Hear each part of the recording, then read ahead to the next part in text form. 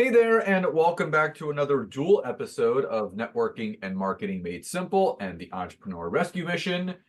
That means I am not here by myself. I'm here with my beautiful wife, Nancy. Hello, hello. So we wanted to jump on here today. We're actually going to be doing a little mini series all around the importance of LinkedIn and maybe some things that you need to know. And before we dive into today's episode, we are going to be talking about the importance of, obviously, we're going to be talking about your profile, but we have an amazing workshop coming up. It is from January 22nd to January 26th. It is our first free workshop of the year. It is called the Amateur to Expert on LinkedIn in 5 days workshop. So we teach you from going to being an amateur on the platform to an expert in 5 days, where we go over everything that needs to be known and what you need to be doing on the platform to succeed for your business. So if you're a coach, if you're a consultant, if you're an entrepreneur, if you're a service-based business professional, this workshop is for you. So if interested in registering, it's completely free. It is from 1 to 2 p.m. EST, Monday through Friday. The link to register will be in the description of this episode. So on to today's episode, which is the importance of optimizing your LinkedIn profile. Now, let me first by saying that what's helped myself, and I know this has helped Nancy, and obviously all the clients that we work with, is not looking at your LinkedIn profile just like any other profile that you're setting up on social media. The capabilities that your LinkedIn profile has compared to Facebook, Instagram, TikTok, YouTube, it blows it away. Your LinkedIn profile works more like a landing page or a home page to a website than actually a profile.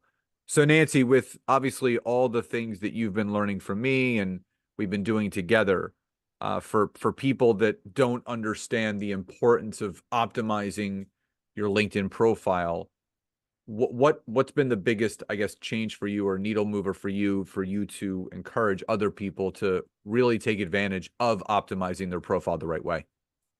Yeah, well, what I'll say is, I wrote my first book this past year, which is How to Build Your Personal Brand on Social Media. And after all the research that I did around, the importance of number one, obviously building your personal brand and the fact that all of us has one and we have control of it, is awesome.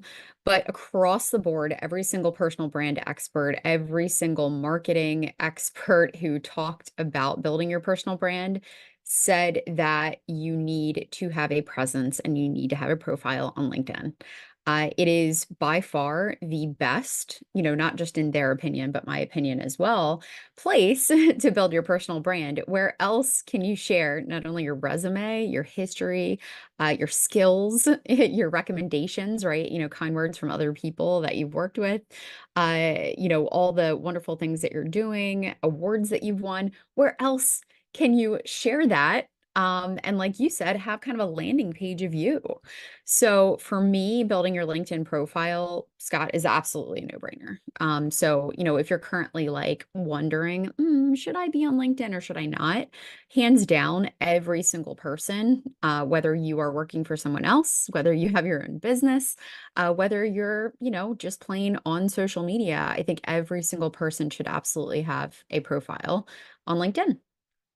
The other thing that you want to really take note of is that the availability, and it was funny, I asked Nancy this morning when we were having breakfast, I said, how important is it, in your opinion, as a business owner, if you were looking to work with someone, how important is it for you to see the social proof and credibility of that person before you take the next step? And I was talking about the recommendation section on LinkedIn, which is where people can write testimonials for you and your skill set and your business and what you do. And as many of you may know, I'm well over 500 written recommendations now. And I posed the question to Nancy, and I'll ask you again, Nancy, for those that really haven't leveraged the personal recommendation section on their LinkedIn profile for that credibility and that business accolade aspect, how important is it for people to really gather those recommendations for their business? Well, I think it's more important than ever. I think the social media in general, right, is very saturated. I think there's a lot of people out there trying to market their services, their products, all kinds of things. And having that social proof, right? Having those recommendations, having people share their experiences of working with you. I mean, I know, and I'm just speaking for myself, but when I hire or make a big investment in a person or a service, I want to know that they've actually helped people. I want to know that they've actually provided value, that they've delivered results. And what better way to do this than to, check out the testimonials or the recommendations? That's why when we make sales pages or websites, right, that is a must have. We want to show that. Because people, and I said it this morning, people pay for results, right? People don't want to just hand you their money and say, okay, fingers crossed, I hope this works.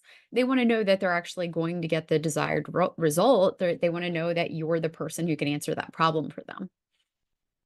For sure. Well, and people ask me all the time, how do you get so many recommendations? And I would say it's a combination of two things. Number one, I've gotten results for a lot of people. And number two, I have a ton of business allies that are friends, colleagues, current and past clients that recommend me to a lot of people. And that's the thing when, as Nancy said, people pay for results. When you get people results, when you, I just had a recommendation recently from one of our mastermind members who closed a $12,000 contract from something that we taught them of how to use LinkedIn. Never met the person before, made a great power partner connection between that person and herself, and it led to a $12,000 sale. And that's possible for anybody. And what we really want you guys to really understand is that, when Microsoft bought out LinkedIn back in 2014, they embedded search engine optimization, or SEO. Now, I will say this. Nancy and I were talking to a friend of ours, Andy Crestadina, who's an incredible SEO specialist, website optimization specialist. And he basically said that, SEO, it's not that it's going away, but as far as search engines go, it's becoming more powerful and prevalent to have it optimized on a social media platform than the general search engine like Google, Yahoo, or Bing. And he said you got to take full advantage of it because LinkedIn allows you to plug in those keywords into your LinkedIn profile. So it populates in searches, so it populates in connections, and even your content on LinkedIn, because people are searching by content now. So you really have to figure out, first and foremost, who is your ideal client avatar, and use specific keywords that connect you back to that person. So this is stuff that you'll find in your headline. This is words that you'll use in your about section.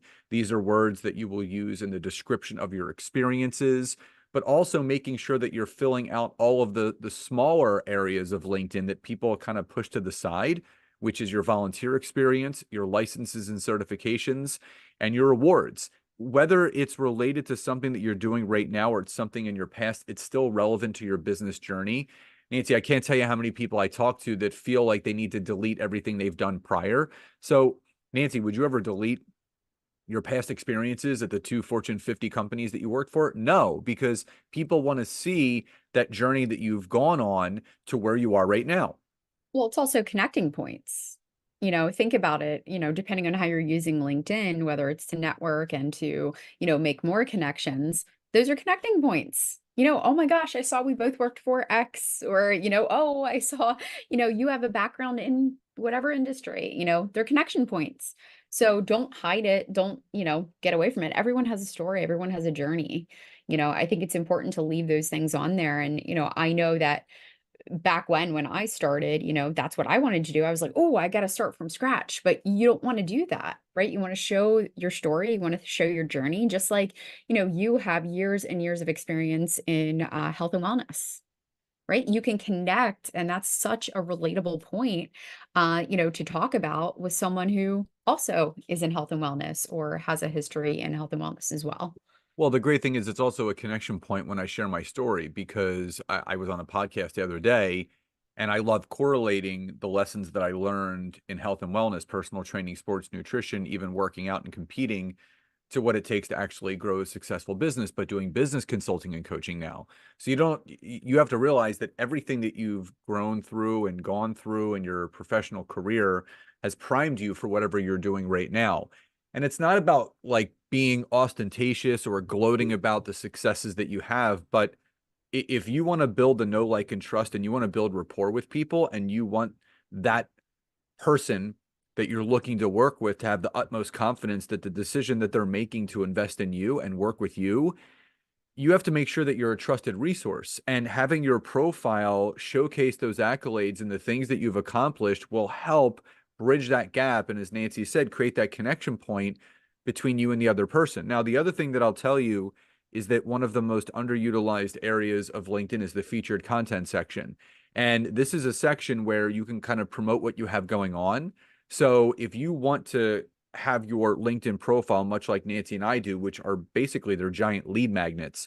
If you go to either of our profiles, when you go to our featured content sections, there are links to download our free resources. There are calendar links. There's a link to our podcast. There's a link to our website.